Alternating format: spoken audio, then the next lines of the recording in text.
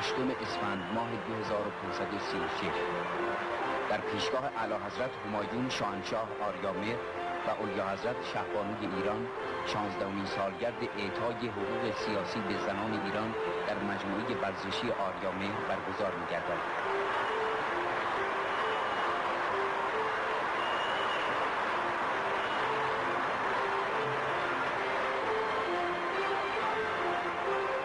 زنهای کارگر، کشاورز، خانه‌دار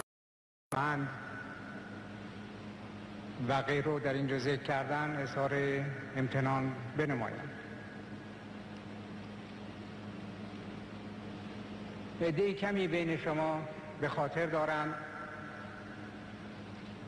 که وضع نه فقط زن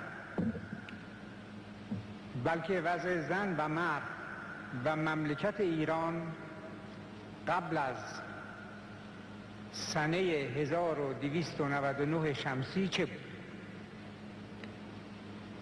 آنهایی که به یاد دارند می‌دانند که این مملکت به جز اسمی چیزی از آن باقی نمانده بود.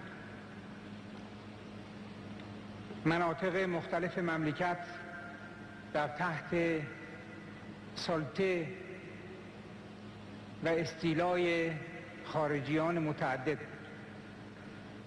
شاهنشاه سپس با اشاره به موقعیت استثنایی زن ایرانی در تاریخ معاصر و روز 17 دی ماه 2494 روز کشف حجاب به فرمان پهلوی اول چنین یاد می‌کنند: مدت اشغال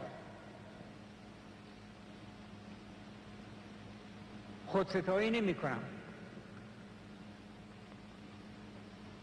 مسلماً یه عده‌ای بودن که دلشون خون بود، یه عده‌ای بودن که شاید به طور انفرادی با خارجی مبارزه می‌کردن، ولی قطعاً من بودم که در مقابل خارجی مقاومت کردم. این ننگ زائل شد. نصف جمعیت مملکت ایران مثل دیگر جمعیت ایران وارد اجتماع شد، مسئولیت‌ها را قبول کرد. شاید خودش کاری در این راه انجام نداد، ولی شرافتمندانه مسئولیت‌ها را قبول کرد، برای اینکه تمام زنهایی که ما در کارهای مسئولیت‌دار می‌بینیم اون کارشان را با شرافت و نزاکت و انضباط انجام می‌دهند. البته دشمن‌های قسم خورده ایران، اتحاد نامقدس سرخ و سیاه، میل دارد که جمعیت مملکت نصف بشود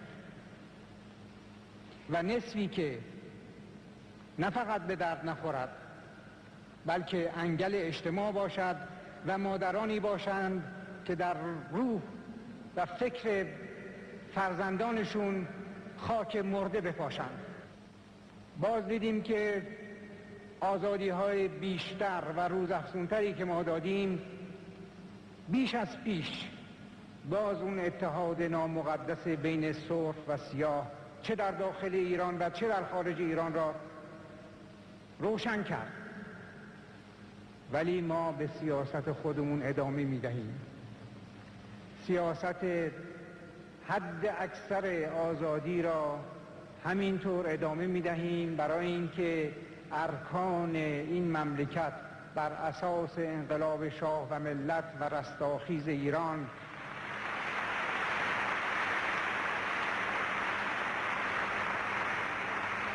طوری قوی است که این مظاهر واپسین جان کندن این اتحاد نامقدس نمیتواند به آن خللی وارد بیاورد.